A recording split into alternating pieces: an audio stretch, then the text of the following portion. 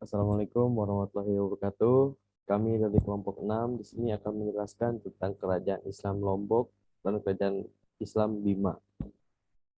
Pertama-tama izinkan kami perkenalkan diri. Nama saya Muhammad Dewa Sahidi dan di sini saya bersama dengan 4 teman saya yang akan menjadi narasumber, yaitu Faiz Akram Effendi, Rifa Al-Jufari, Raisya Asrul Josi, dan Basya Maria. Oke, kita langsung ke materinya, Kerajaan Islam Lombok dan Bima. Yang pertama, sejarah apa sih sejarah berdirinya kerajaan Islam di Lombok dan Bima? Oke. Sejarah berdirinya Kerajaan Bima dan Lombok.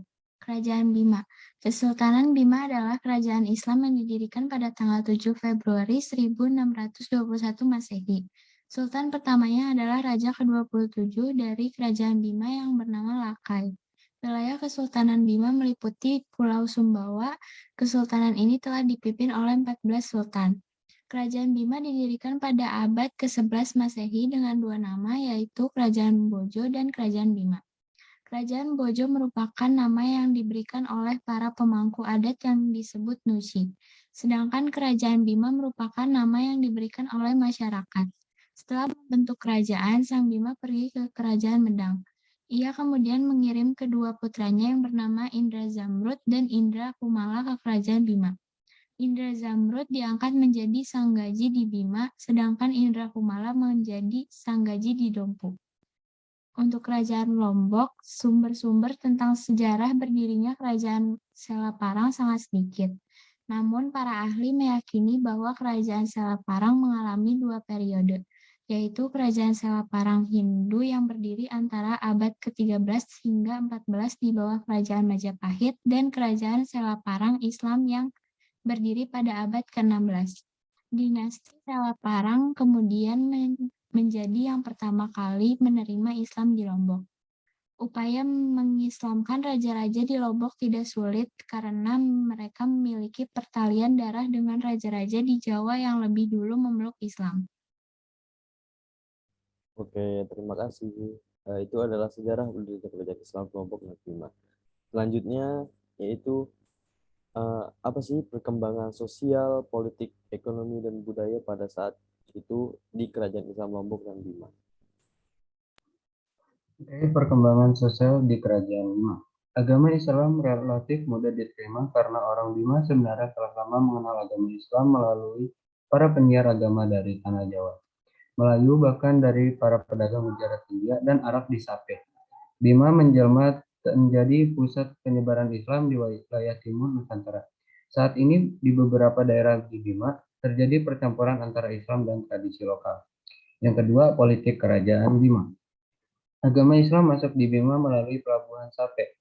Abdul Kahir dinobatkan menjadi Raja Bima. Kesultanan Bima mengadakan hubungan dengan kerajaan di sekitarnya, salah satunya dengan Kerajaan Goa. Perjanjian Bunga Ayah akhirnya memisahkan Kesultanan Goa dan Kesultanan Bima. Karena semangat anti penjajahan antara kedua kesultanan eh, dapat sangat merugikan perdagangan monopoli bagi Belanda di perairan Indonesia Timur. Kerajaan Bima berakhir pada tahun 1951 karena Sultan Muhammad Salahuddin meninggal dunia. Yang ketiga, ekonomi Kerajaan Bima. Kerajaan Bima telah menjalin hubungan dagang dengan VOC. Melalui perjanjian, kerajaan-kerajaan di Pulau Sumbawa tidak boleh atau dilarang mengadakan hubungan atau politik maupun dagang dengan daerah-daerah lain, dengan bangsa Eropa lain, atau dengan seseorang kecuali dengan persetujuan dari izin dari VOC. Yang keempat, kebudayaan Kerajaan Bima. Setelah agama Islam masuk ke Bima, kemudian perkembangan tradisi tulis, beragam tradisi dan budaya terakhir dan masih dipertahankan rakyatnya. Salah satu yang hingga kini masih kental bahkan terwarisi adalah budaya Rimpu. Kerajaan Lombok, yaitu perkembangan sosial Kerajaan Lombok. Agama Islam masuk melalui perdagangan. Mula-mula perdagangan datang untuk berdagang, kemudian banyak di antara mereka yang bertempat tinggal menetap, bahkan mendirikan perkampungan-perkampungan. Para pendatang dengan suku Sasak mengadakan hubungan saling menghormati. Yang kedua, politik Kerajaan Lombok. Sunan Prapen berhasil mengislamkan Raja Lombok. Prabu Rangkesari, kemudian Prabu Rangkesari memindahkan pusat kekuasaan ke Selaparang. Pemindahan pusat kerajaan membawa suasana dan kondisi membaik bagi kerajaan dan rakyatnya.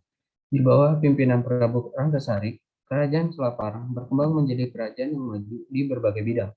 Kerajaan Lombok pernah diserang Kerajaan Gelgel dari Bali sebanyak 2 kali, namun kedua serangan tersebut dapat dipatahkan. Yang ketiga, ekonomi Kerajaan Lombok.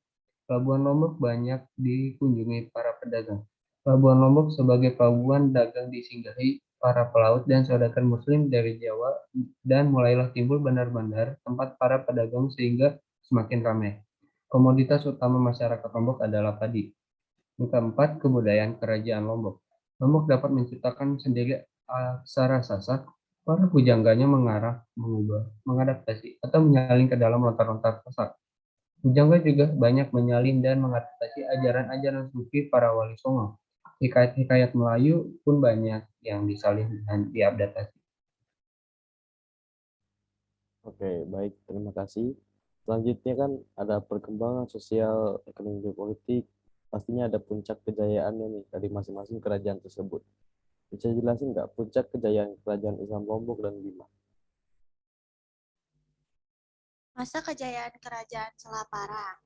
Kerajaan Selaparang tergolong tangguh, bahkan laskar lautnya mampu mengusir Belanda yang hendak memasuki wilayahnya pada tahun 1667 sampai 1668. Selain itu, laskar lautnya juga pernah memukul mundur Kerajaan Gelgel Bali yang menyerang masuk sebanyak 2 kali. Kerajaan ini semakin mengalami kemajuan pesat setelah dipindahkan ke desa Selaparang sekarang ini. Selaparang menjadi pusat kerajaan Islam di Lombok di bawah pemerintahan Prabu Rangkasari. Pada masa inilah Selaparang mengalami masa keemasan dan memegang hegemoni di seluruh Lombok.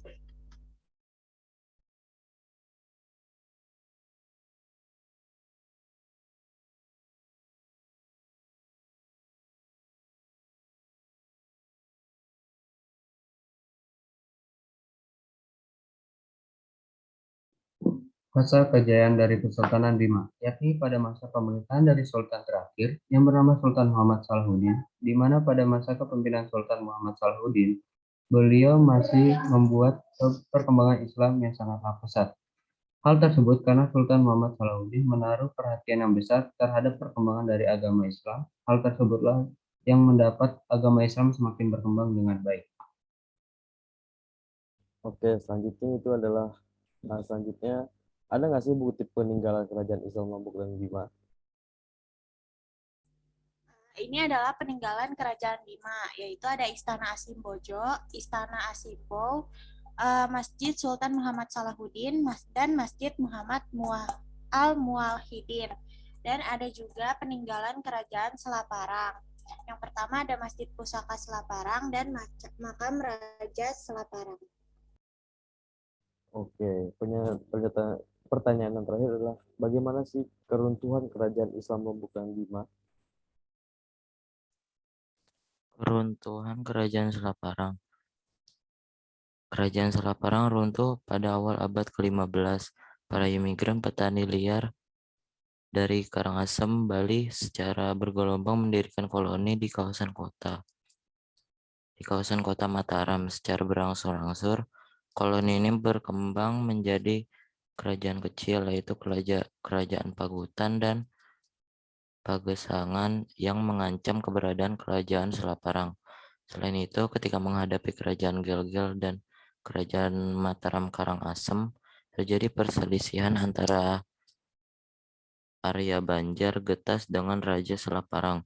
Arya Banjar Getas beserta pengikutnya kemudian meninggalkan Selaparang untuk bergabung dengan Kerajaan Mataram Karangasem. Pada akhirnya, Kerajaan Selaparang berhasil ditaklukkan Kerajaan Mataram atas bantuan taktik Arya Banjar Getas. Sejak 1672, Kerajaan Karangasem menjadi penguasa tunggal di Lombok. Kemudian keruntuhan Kerajaan Bima. Keruntuhan Kerajaan Bima berakhir pada tahun 1951 karena Sultan Muhammad Salahuddin meninggal. Di samping itu, sebelumnya Bima telah mengakui kedaulatan Republik Indonesia dan menjadi bagiannya. Kini Bima telah menjadi wilayah kabupaten berada dalam Provinsi Nusa Tenggara Barat.